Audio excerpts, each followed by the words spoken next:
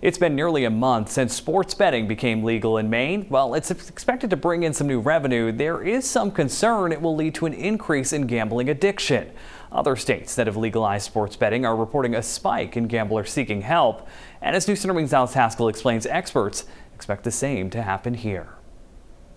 It's considered one of the more addictive forms of gambling. And it's now legal in Maine. Since earlier this month, Mainers have began placing sports wagers right from their phones, perhaps the easiest way to gamble yet. So they can be watching cartoons with their kids. They can be at work.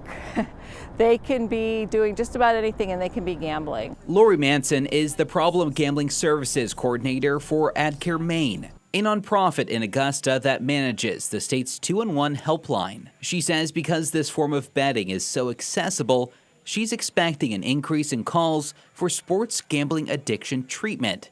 But so far, it's been quiet. I'm really glad about that. I've only talked to one person so far who's experiencing a problem with sports betting.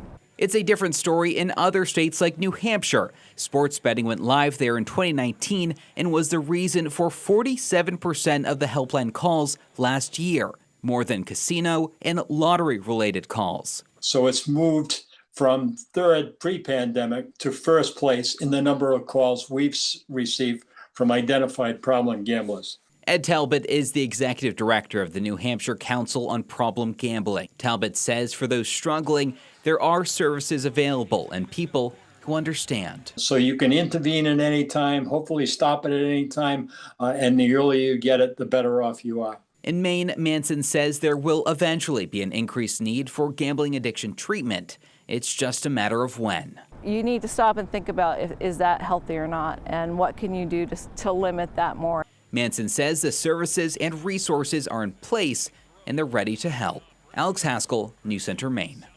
Now, if you're struggling with a gambling addiction, help is available. You can call the helpline at 211.